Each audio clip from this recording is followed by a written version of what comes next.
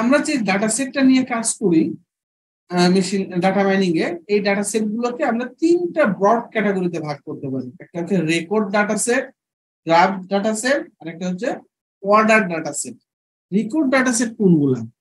যেগুলো normally tabular ফরম্যাটে থাকে সেগুলোকে আমরা বলি হচ্ছে রেকর্ড ডাটা সেট। এই ধরনের ডাটা সেট হচ্ছে আমরা রেকর্ড ডাটা সেট বলতে পারি। ইভেন ম্যাট্রিক্স আকারে যে আমি বললাম যে dimensional, multi dimensional, 2D 3D 10D 50টা ডাইমেনশন থাকতে পারে কোন একটা গ্রাফিক্সের বা ভিডিওর। এই ডাইমেনশনাল যে ডাটাগুলো, যেটাকে আমরা ডাটা ম্যাট্রিক্স বলি, এই ডাটাগুলোকেও আমরা রেকর্ড ডাটা বলি। আরেকটা ডকুমেন্ট ডাটা আছে।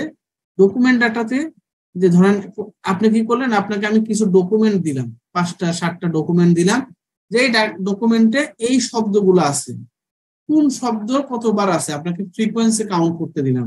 যে ডকুমেন্ট 1 এর টিম শব্দটা ছিল 3 বার, ডকুমেন্ট 2 তে টিম নামে কোনো শব্দ ছিল না কিন্তু কোর্স নামে শব্দটা বেশিবার ছিল। এই ধরনের একটা যদি ডকুমেন্ট কাউন্টের কোনো কারণে প্রয়োজন হয়, আমরা ধরেন ডকুমেন্ট গুলোকে ক্লাস্টারিং করতে যাচ্ছি, যে কোনটা অফিসিয়াল ডকুমেন্ট, কোনটা পার্সোনাল ডকুমেন্ট, এইভাবে আমরা ক্লাস্টারিং করতে যাচ্ছি মেশিন লার্নিং মডেল দিয়ে। এই সকল ক্ষেত্রে আমাকে এরকম ওয়ার্ড কাউন্ট বের করতে হবে। সো ওয়ার্ড কাউন্ট, এটা জাস্ট একটা এক্সাম্পল দেখানো আছে।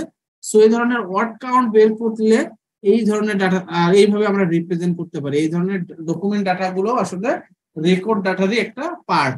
আবার ধরেন কোন একটা শপিং মলে যে 1 নাম্বার ট্রানজাকশন যে ব্যক্তিটা করছে, সে হয়তো ব্রেড কিনছে, কোক কিনছে, মিল্ক কিনছে। 2 নাম্বার ব্যক্তিটা বেয়ার কিনছে আর ব্রেড কিনছে।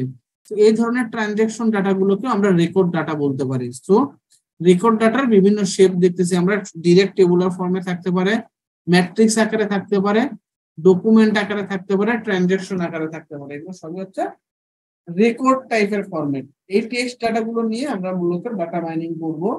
এরপরে কিছু কিছু ক্ষেত্রে ডাটাকে গ্রাফিক্যালি আমরা রিপ্রেজেন্ট করতে পারি। আপনারা অ্যালগরিদম বা ডাটা স্ট্রাকচার করে গ্রাফ করছেন, যে গ্রাফ ডাটাগুলো কোনগুলো। এই এখানে জাস্ট একটা গ্রাফ দেওয়া আছে, অথবা এই ডান পাশে যে এক্সাম্পলটা দেওয়া আছে, এই এক্সাম্পলটা কি, যে একটা ওয়েবসাইটের বিভিন্ন লিংকের মধ্যে রিলেশন দেখানো আছে। যে হোম পেজে ধরেন বিবলিওগ্রাফি একটা ট্যাব আছে, সেই ট্যাবে আপনি ক্লিক করলে বই অথবা জার্নাল পেপারের রেফারেন্স দেখতে পারেন। বইয়ে ক্লিক করলে আপনি এই বইগুলো পাবেন ডাটা মাইনিং সম্পর্কে, আর জার্নাল পেপারের লিংকে ক্লিক করলে এই লিংকগুলো পাবেন। এই যে এদের মধ্যে রিলেশনটা, এটাও একটা ডাটা না? এই ডাটা রিপ্রেজেন্টেশনটা হচ্ছে গ্রাফিক্যাল রিপ্রেজেন্টেশন। আর লাস্টে যে রিপ্রেজেন্টেশনটা দেওয়া আছে, এটা কি কেউ বলতে পারবেন? এটা কি বোঝানো আছে? মলিকিউল, তাই না? এটা হচ্ছে মূলত হচ্ছে যে কালো অংশটা দিয়ে আসলে আমরা যে কেমিস্ট্রিতে বেনজিন স্ট্রাকচার পড়ছি, এটা বেনজিন না? বেনজিনের সাথে হয়তো কোন একটা আর অন্য মলিকিউলগুলোর স্ট্রাকচার গুলো যদি আমরা রিপ্রেজেন্ট করতে চাই আমার কম্পিউটার ডাটা সেট আকারে, সো সেগুলো আমাদের মূলত গ্রাফ ডাটা হিসেবে রিপ্রেজেন্ট করতে পারবো আমরা। আর আরেকটা থার্ড যে ক্যাটাগরি ছিল আমার ডাটার, থার্ড ক্যাটাগরিটা ছিল হচ্ছে অর্ডার ডাটা। অর্ডার ডাটা কি? যেখানে সিকোয়েন্সটা খুবই ইম্পর্টেন্ট। ধরেন এটা যে কোনো একটা ইভেন্টের সিকোয়েন্স, আপনার একটা ইভেন্ট ম্যানেজমেন্ট প্রতিষ্ঠান আছে, আপনার ডাটাগুলোকে এখানে এ আর বি যদি একটা অর্ডার ডাটা হয়, তাহলে এ আর বি এবং বি আর এ যদি আপনি লিখতেন, দুটা আলাদা আলাদা মিন করবে, তাই না? আর অর্ডার ডাটা সব থেকে গুরুত্বপূর্ণ যেটা, সেটা হচ্ছে আমাদের, এটা কি কেউ বলতে পারবো এটা কি? এটা আমাদের হিউম্যানের জিনোম সিকোয়েন্স, তাই না? ডিএনএ সিকোয়েন্স বা জিনোম সিকোয়েন্স। এটা নিয়ে ওয়ার্ল্ড ওয়াইড বায়োইনফরমেটিক্সে হিউজ পরিমাণ রিসার্চ হয়। জাস্ট একটা হয়তো আপনার এ আর জি আগে পরে হওয়ার কারণে সম্পূর্ণ ভিন্ন মানুষ হয়ে যাচ্ছে, তাই তো? তো এই ধরনের ডাটা যেখানে অর্ডারিংটা খুবই ইম্পর্টেন্ট, এই ধরনের ডাটাকে আমরা অর্ডার রিপ্রেজেন্ট করতে পারি।